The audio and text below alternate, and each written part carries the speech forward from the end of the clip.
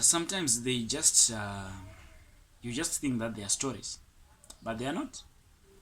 They are things which actually did happen, but you won't believe. But let me make you believe. Let me make you see. This is the Brennan Show. Please guys, do subscribe to this channel. Share it to your friends. Today I'm going to talk about the history of Zimbabwe.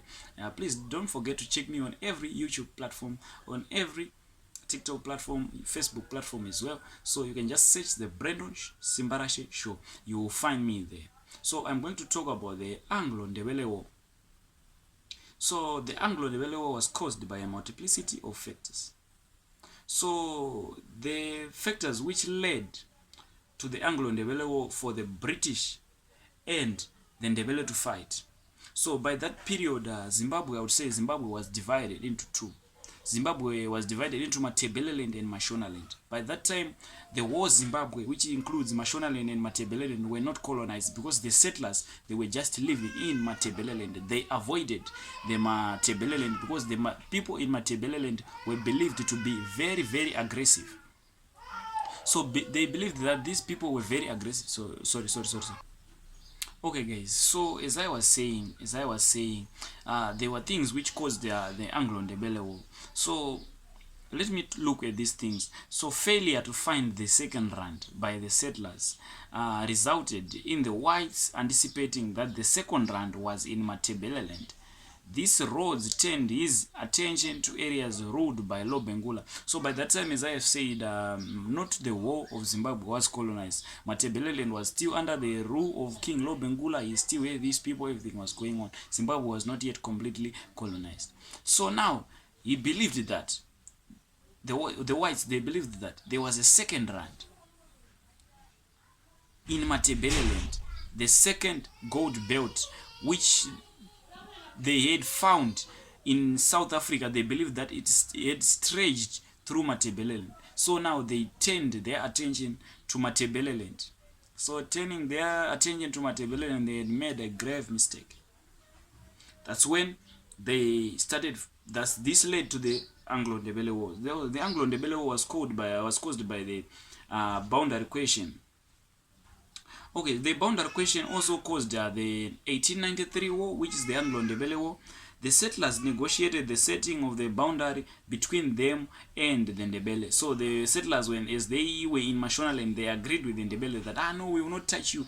You are going to be free where you are. We are not going to intervene. So they agreed a certain boundary. So the boundary, they kept on shifting that boundary time and again. No, they kept on shifting that boundary. The boundary kept on shifting towards Lobengula's capital. So Lobengula, seeing that these people were shifting towards my capital each and every time, they tried to negotiate, and then this eventually led to the Anglo Ndebele War. It frustrated the Ndebele people. So Rhodes desired to facilitate the construction of a railway line. So Rhodes had a dream to make a railway line which stretched from Cape Town, from Cape, South Africa, to Cairo, that is Egypt. So the railway line had to pass through Matebeleland. And then to do that, he was supposed to fight with the Ndebele. Thus this led to the Anglo Ndebele War. So the killing of the Shona chiefs by Lobengula for refusing to pay tribute. So Lobengula killed the Shona chiefs. So Lobengula was Ndebele and he killed the Shona. Thereby killing those Shona chiefs, it caused a conflict between the settlers, which were the whites, and Lobengula and the Ndebele. Thereby they ended up fighting. Chief Lomagunda was killed together with his family after refusing to pay tribute. Those acts were unacceptable by the whites as it destroyed their mining and agricultural rights. So thereby when the whites, it destroyed their agricultural and mining rights. So when they heard that Chief Lomagunda was killed, this resulted in the war. So we also have the immediate effects which led to this war. We have the Victoria incidents. So we have the Gomorrah incidents. So what happened is that the Gomorrah incident, it was the cutting of 500 yards of telegraph wire which belonged to the whites by some Shona people. led by Chief Gomora. So Chief Gomora led some Shona people to cut the 500 yard of telegraph, which belonged to the whites. The telegraph was between Fort Victoria and Fort Tule. Gomora paid fine using the cattle of Lobengula. So now you see that Gomora was a Shona, and then as he was a Shona, he stole the telegraph of the whites. He was caught, and then he went to steal Lobengula's cattle, who was in Ndebele, and then he gave those Ndebele people cattle to the whites. They started fighting. It led to the Anglo Ndebele War. The cattle and the whites, they retained the cattle to Lobengula to avoid the war. However, tension increased. So the cause of the war, the settlers, or the British Southern African Company, which was with the settlers, met the enemy for the first time at Shangani River. Then Ndebele lost about 500 soldiers. That's where they started fighting at Shangani River. Then Ndebele lost about 500 soldiers of their 5,000 to 6,000 forces and called the attack off. The next battle was fought at Mbembese River. Within 2 hours, the Ndebele were forced to retreat. Lobengula fled after setting his capital on fire. And then this wasn't a war. This was a war, yeah. Defeated in 2 hours, the Ndebele at Mbembese. You see.